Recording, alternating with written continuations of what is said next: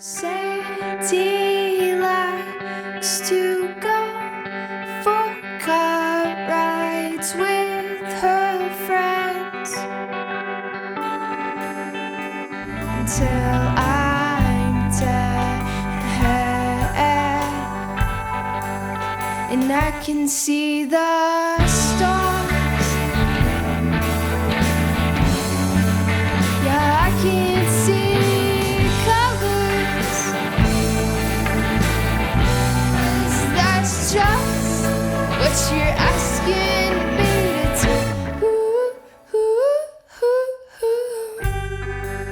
Alright guys, hey, first of all, quick little disclaimer. I know I've gotten lots of comments. My audio sucks. I'm using one of these little devices here, and until I'm a rich person and can afford a really nice microphone, yeah, I know my audio sucks, and it will for a while. So that's what you get when everything comes for free. You get what you pay for, and you pay nothing, and you get my really crappy kind of low rate tutorial. So anyway, yeah, enjoy this recorded with this. And I don't think Logitech gives a crap about this being amazing audio, because this is actually like a gaming headset. So yeah, let's get on with the tutorials. Let's make some. Hello everybody. On this tutorial I'm going to be showing, I've had a few people ask on this music video how we've done a few of the effects, which are not terribly complex effects, but there's some effects in the music video nonetheless, and I'm going to show how to go through those, and also to do some cleanup work as well. One of the effects that we have in this video here is the kind of filmy scratch effects here, and this is a fairly simple effect. So let me show you the effects that I'm going to kind of show how we did. And the first one here is playing through this video. And I just see black and white. Thoughts keep flooding my brain. Can I just see black and white? Can I just see black and white? It's kind of scratchy film effects with the black and white kind of transitioning in and out of that. And then the next one is transitioning into this little star field here as they start singing about the stars, and all of a sudden this transitions into this little star field as they're singing with the lens flare. And I can see the stars. Yeah, I can see colors. And those are the main effects I'm going to show in this tutorial, and I've got a part 2 to this tutorial here on doing the effects, and a couple things we're going to show in there is showing how to get rid of a license plate on a vehicle, and also some tape that's on the floor inside the studio, some marking tape that is inside the floor in the studio on a moving shot. So I'm going to show the film scratches and also the green screen kind of star field effects in this tutorial, and in part 2 of this tutorial I'm going to show the removal of a license plate and the removal of tape on the floor. Okay, so let's start working on the first one here. Now this footage has not been color corrected or anything, but as we play through this here, we cut from the stuff that's taking place on the soundstage to outside footage that's kind of going along the storyline of this project that is going outside. And in the video, in the final music video, we have kind of those film scratchy things transitioning from one shot to the next. And this is something that can be done in After Effects, but it's very simple to do in Premiere. And in fact, we just did this one in Premiere. So I'm going to show the Premiere method here.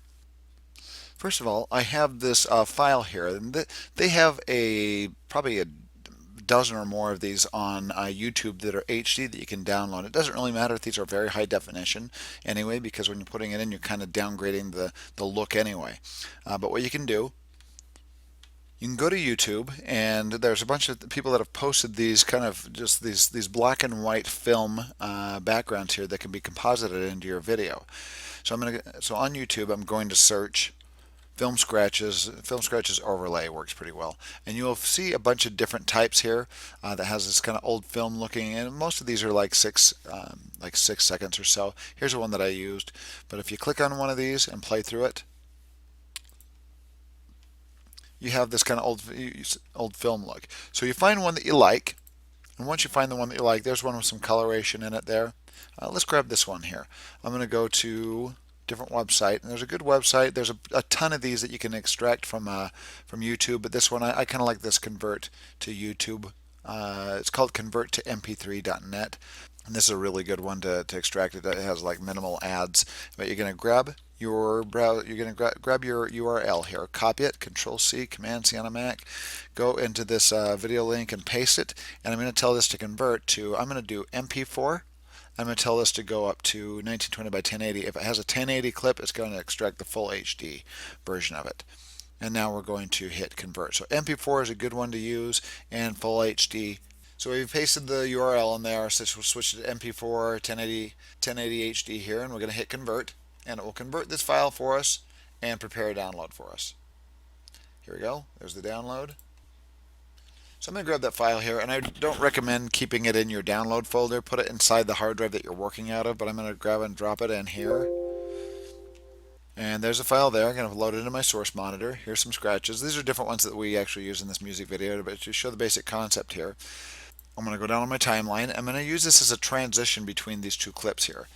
So I'm going to grab this video. I'm going to drag it down in. It's only 6 seconds, and this is going to be long enough. But what you could do is you could, if you're going to use it over an entire movie, what you could do is create an entire sequence based on this clip here. You can make a new sequence. I'm not going to do it in this instance here, but I'll show you what you can do. I don't need the audio. I'm going to get rid of the audio. Shift plus, make that bigger there. I'm going to go to the end of this. I'm going to highlight this, copy, paste. Now I'm going to grab two of these, copy, paste, Control C, Control V, Command C, Command V.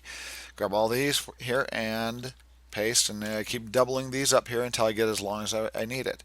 Copy, paste, and I'm just going to paste it a bunch of times here, and now I've got like a 7-minute timeline or longer with all these scratches running here. So now you can use this timeline if you wish. If you need to put it over the entire movie, I can go back here and grab this entire timeline. Let me hit slash and do see my entire timeline. I can grab this timeline. I'm going to lock the audio so it doesn't bring the audio in from this timeline, and drag this right here and drop it over there. Alt select that and delete the audio there, and I've got this superimposed over an entire timeline. So now I can double click on this or go up to the effects controls, go under motion, and grab the scale and scale this to fit my HD screen here right there, so it fits the whole thing. And now all you have to do is blend this, and we have some blend modes under opacity up here. If we go under opacity, I'm going to go under blend mode, and I'm going to tell this to do overlay. An overlay will take out the lighter parts of the screen and leave in the darker parts of the screen. So you have this old kind of film scratch going over the entire movie here. And if you don't like how intense it is, you can go down here and grab your opacity line and drag that downwards until you get the intensity that you want. You just want like a subtle scratch. And that's basically it there, but let's show how we did kind of the flashes here. So I'm going to get rid of that. And I'm going to grab this, grab the actual file here. I'm going to drag it in.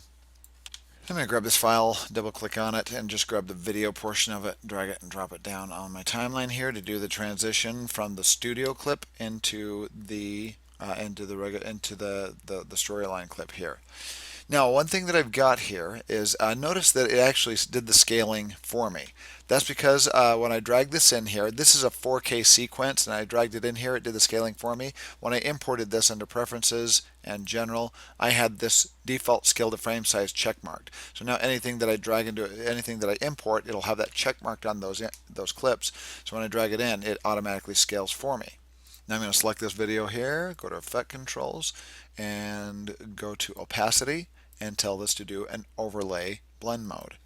And it will take out the highlights of that image and leave in the darker parts of the image, and we have our old film scratches going there. And it even leaves in the coloration and stuff, which is nice if that's the type of thing that you're going for. Or you can do black and white as well. Just depends on which ones you grab off of YouTube.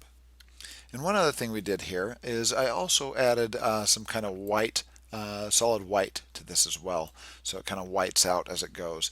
So what I'm going to do is I'm going to take this clip, I'm going to Alt arrow up one time here, or Option on a Mac and arrow it up. I'm going to go down to my little new item icon and do a new color matte, and I'm going to hit OK. It's going to set up for the resolution of my timeline, and I'm going to make this white.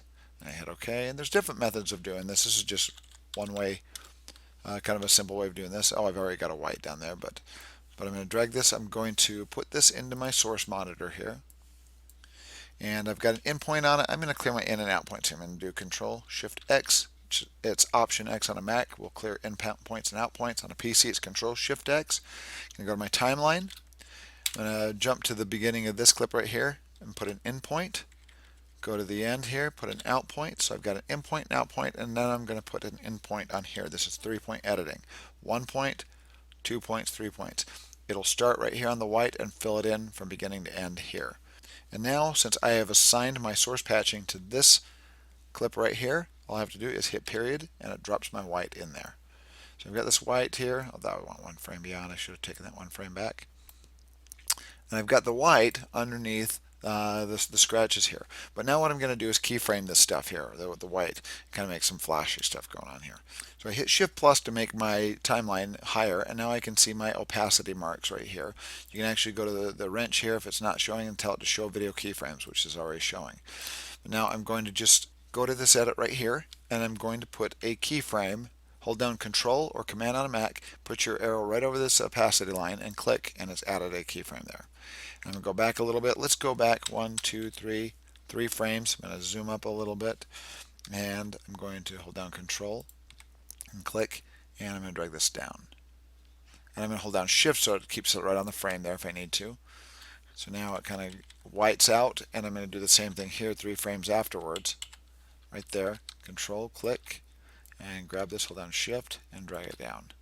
So now we've got this little white flash there, and if the white happens too fast, you can actually grab these keyframes and drag them over and see what sort of different effects you get. And there we go. So now I'm going to make this one kind of fade in with the scratches here, so I'm going to put a keyframe right there, and a keyframe further back over here, make this kind of, and a keyframe over here, Control click, and kind of make that gradually come in, then the white flashes, so it gradually comes in, white flashes, and then I'm going to make this gradually go out, Control click, and pull it down. Alright, and if you want a little bit more of a film look and not kind of an authentic film look, what happens at the end of film reels is usually when they stop a motion picture camera, there's still light flooding into the camera, and it will overexpose the film towards the ends of the clip. So it's trying to make it look like a natural kind of transition from just the regular film moving to overexposed, and then it cuts to a new shot that kind of cuts in the shot, is what you'll see sometimes on film that's been stopped, and then they do a new shot because the shutter is still open and it's letting light flood in on a few frames, around a few frames where to transition between 2 shots. So if you're going to do that sort of thing, you could pull in your film look here. You could have your film look laid in here, and you could just make a little bit of a gap between the clips here. So when it hits right there, it's going to go to the kind of this overexposed film right there, and then cut back to this. But then you could actually bring down the up the intensity towards the center here. I'm going to add a keyframe here and a keyframe back here, so it looks like it kind of gradually gets overexposes that, and then transitions back here. Now, if you really want to add to the effect,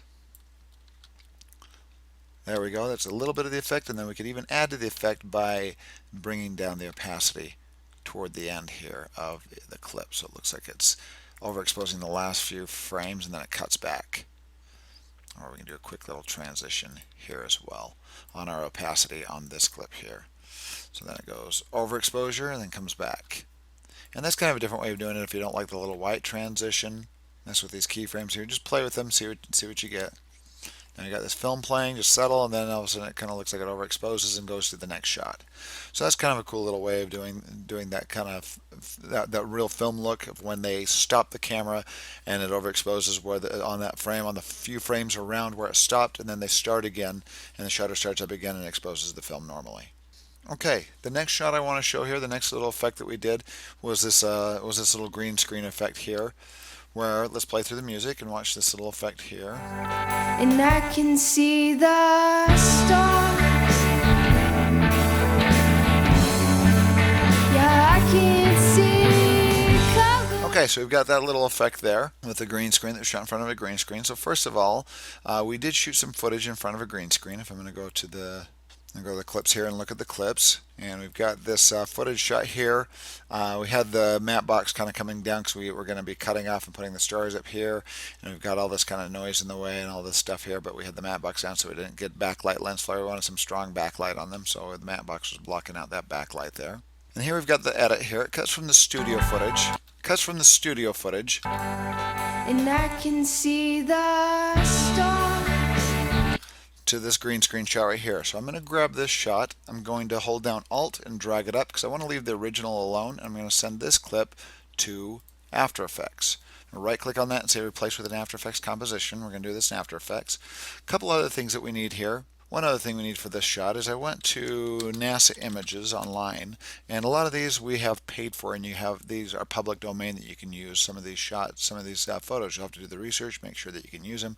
There are these multimedia galleries that you can go in and find high-res photos of stars that can be used for free. You just have to double check on those things, make sure that they are public domain. They'll have some disclaimers on these things. But you can go to galleries and go to image galleries and search the ones that you need. You can type in like star fields, look under topics, and find the photos that you need. This brought up my After Effects photo there, and I'm going to save this as green screen, and it opens it up in After Effects. Now this here is red footage, so I want to make sure that my color temp, if you got the raw footage, you want to make sure that your color temperature is treating this right for a green screen key to pull a key. I'm going to go to my red footage here, my red raw footage, and go to, and this is the actual file right here, and I'm going to go to interpret footage and main. I right clicked on it, went to interpret footage and main.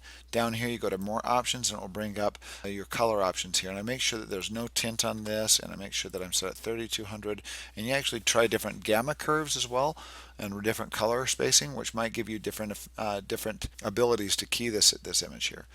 So I'm going to hit OK. Once I get that set the way I want, and watch the color shift there, and I changed it to a 3200 with no tint because the way it was shot was slightly different there. So I've got a nice green background. If you're using DSLR, you're kind of stuck. DSLR footage, you're kind of stuck with what you have. But now, first of all, I'm going to perform a garbage mat on this. And when you send raw footage over, it usually embeds the red footage inside of its own composition. Up here, we've got the red footage. It's embedded it as an edited clip instead of a composition, then it put that composition into your composition that you send over. So it's kind of weird the way it does that, but that's the way it works with the raw footage. Hit enter on this and change this to green screen 01. That's my main comp right there. In fact, I can grab this footage, all this excess stuff, and put it in an assets folder to keep it organized, because I'm going to be sending multiple projects over here. So I've got the green screen there. I'm going to go to my pen tool. With this layer selected, I'm going to create a garbage mat. I don't need all this gunk out here, so I'm going to click and drag to make a garbage mat here, a Bezier garbage mat.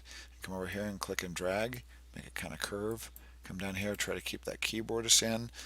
I want to get down here below the image, so I'm going to hold down Alt and scroll and hit H for hand and move it up here. And I need my pen tool back, so G is the shortcut for pen tool. And click down there, click down here, so it's outside the mat there, and click. And I've got a garbage mat. Shift question mark goes back to normal. And now I'm going to pull a key off of this. So I'm going to go to, I'm going to arrange by effects here. Click on effects. And under effects and presets, I'm going to type in key light. And under key light, here is this. I would not grab the regular key light. Get used to just grabbing this key light spill suppressor one here. This is like 3 effects combined into one under image utilities. It combines a key light filter with 2 other filters to kind of pull a key that you need. I'm going to grab that and drop it on my clip here, or on this clip up here like that. And this comes with key light, a key cleaner, and advanced spill suppressor in that order. So I'm going to start with key light here. To start with key light, I'm going to click on this little eyedropper, go over here and click inside the green. And it will pull a little bit of a key there, and I can see it's kind of a dirty key, so it's not quite yet clean, so we can work on that a little bit. I'm going to tell this to show. I'm going to click on my little show RGB channel here and tell it to show alpha. And this shows a nice black and white image. It shows where the noise is. This is not quite a clean key. You want to get this as white as possible in here and dark as possible out here. And the gray will be kind of see-through. So you can let's mess with our screen gain here. We're going to mess with screen gain. And that's getting rid of the background a little bit, but it's starting to eat into the people here a little bit. Let's go to screen balance. Let me change this to half quality. I'm going to grab my screen balance and try to restore as much of that white as possible without eating into the edge of the people. I can see some noise in there still, but that's about as good as I can get it without going too extreme. You usually don't want to go 10 points beyond what it's originally set at here. Then we're going to go into screen pre-blur. It'll blur this screen mat before you actually start working with the screen mat. This is the screen mat here. So I'm going to tell it to blur. Let's try like 4 pixels. And that'll kind of clean up the edges a little bit right there. And that might even be a little too much. Let's go like 2 pixels. We'll look at this later and see what looks best. Under screen mat, we can work with the mat that we've been given now. So now I can go under screen mat and I can clip the black. I'm going to try to get rid of this extra noise out here. I'm going to clip the black, and that looks like it's doing it. You don't want to go too extreme on this or it will start eating into the heads of these people here. And I'm also going to clip the white. I'm going to pull down the white and try to get some of this detail back here. And there you go. So you get this as clean as you can, as clean as matte as you can. You can soften the edges as well. I'm going to go to screen softness. I'm going to soften this by about like 3 pixels, maybe 4 pixels. So we get nice soft little edge there to make it look a little more natural. And I'm also going to shrink my mat by about like 3 pixels maybe. Let's try that out. And it eats into it so it doesn't have the edge there. Maybe that's a little too much, maybe -2. And let's look at our image and see what we're getting. Click on this until it shows RGB. And it's looking pretty good. It looks maybe a little too soft around some of the edges of hair there. So I'm going to go screen softness. Let's try 3, 2, and that's looking better there. So, okay, so now we've got our mat all done. Down here, the key cleaner is going to really clean up the edges here. If we go to additional edge radius and drag this way over, let's kind of see what it does there. Adds a little bit of edge radius out here, so it kind of restores a little bit of the edge if it's been softened too much. And alpha contrast, you can make it a little harder edged here by messing with the contrast. If you're using with DSLR footage, you can reduce chatter, and this does a really good job on cleaning up bouncing pixels that it sees around the edge. And then the advanced spill suppressor will kill the suppression, or will suppress the green color or whatever color you're keying around the edges. Click on that and it will just kill a little bit of the edge of the green around the head, and it will add a kind of a magenta color to suppress it. And this, you'll notice it does it, especially right here. This doesn't have a lot of green spill on it, but when you click on it, watch the hair right here when I click on it. Here I go. Look at his hair. Click. See how it kind of like just makes it dark. There's a little bit of green reflection in there that it got rid of. And it's a nice, and if you know how to use this, you can go into ultra and really control the suppression there. But it usually does a pretty good job just by check marking on it. Okay, and I've got a few star images here that I'm going to be using. Some of them that I got from NASA, and I'm going to go to my project here and import that. Let's grab this star field here and drag and drop it in.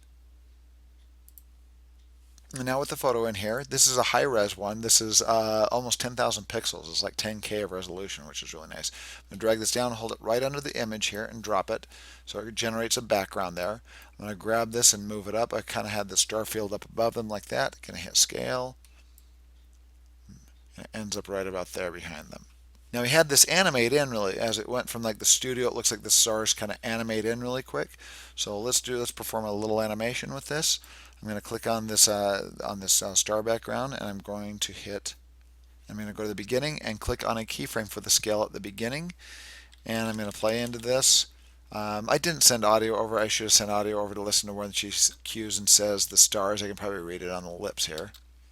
Let's go to quarter resolution, play this back quicker.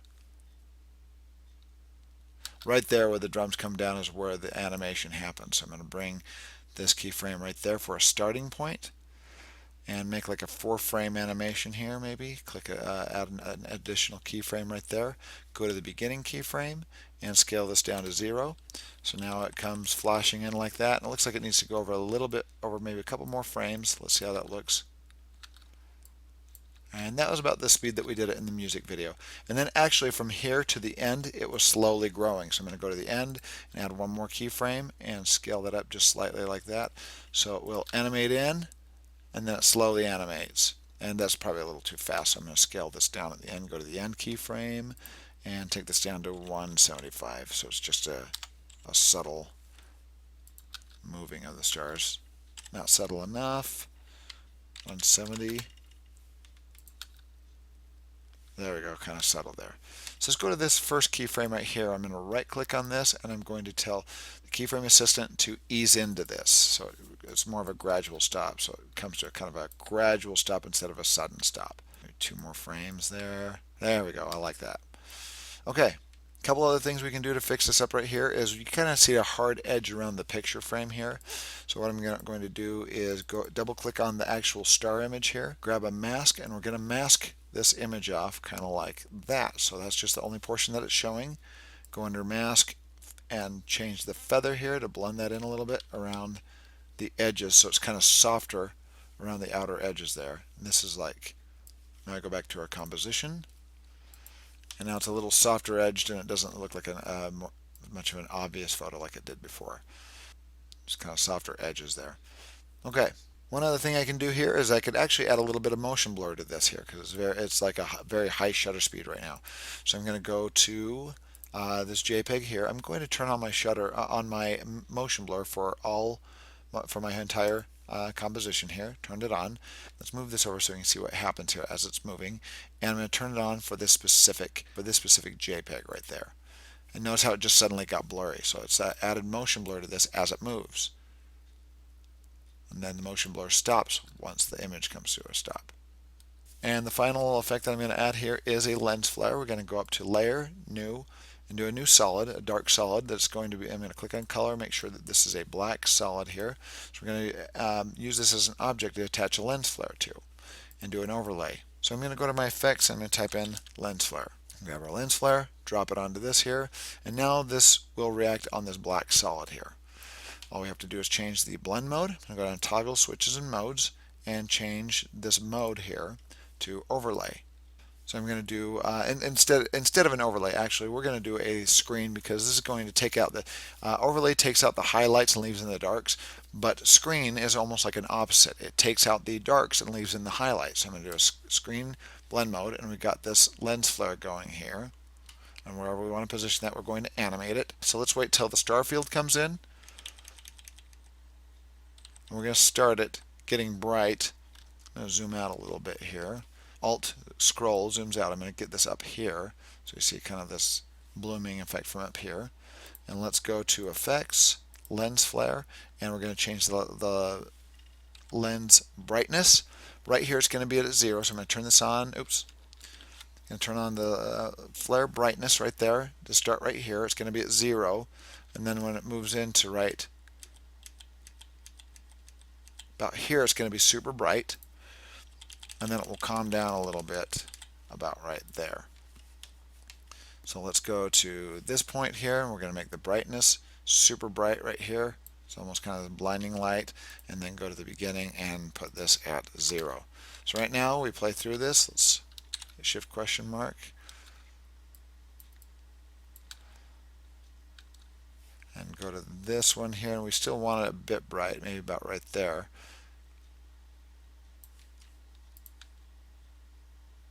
There we go, we got that bright light moving with this. And now we can change the positioning of the lens flare if we wish. We got that lens flare there, we can change the positioning and animate that. Let's go to the beginning here and go to lens flare center, add a keyframe, and go to the end and add one at the end as well.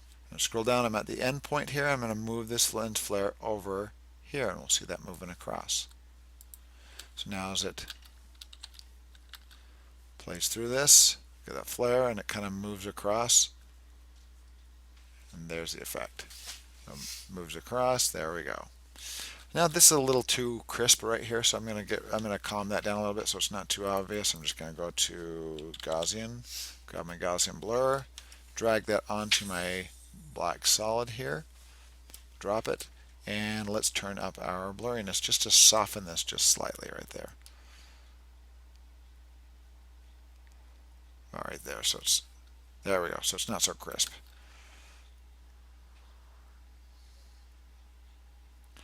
There we go, and that's how I did the green screen effect for both for the wider shot and for the close-up.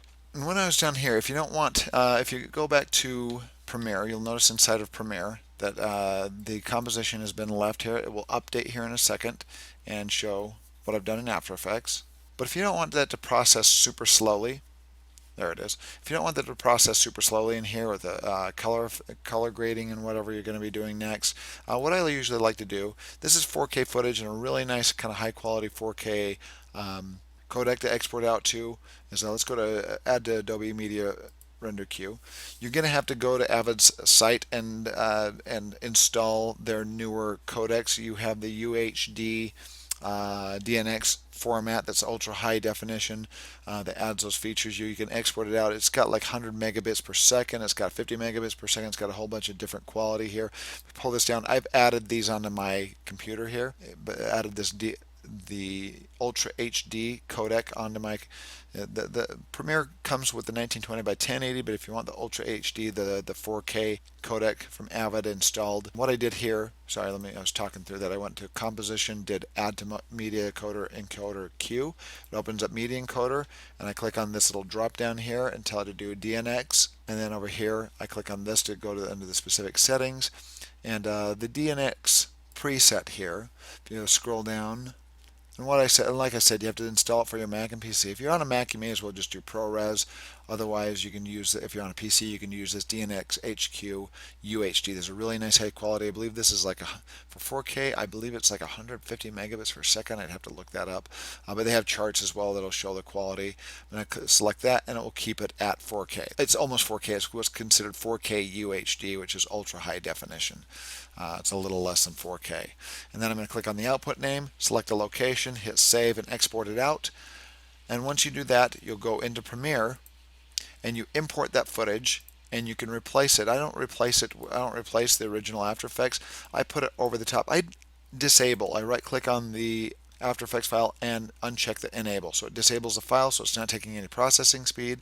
And I grab those replaced files, and I put those files over the top of the After Effects, the disabled After Effects file. So it has the effect in there still, and it has the After Effects one in case I need to reference it. And now you can actually color grade. See, I've actually disabled all the clips below, so they're still there. I have access to them if I need them, but now I can color grade this one on top, and the effect is done. You import that clip, drag it up here, leave it on there, and you're set. So I'm going to go on to part 2 now. So if you have any questions, please post them, and go ahead and watch the music video as well. I'll put a link right here at the end, and we got 2 links here at the end. I'm going to have one for the music video and one to go to part 2. So enjoy.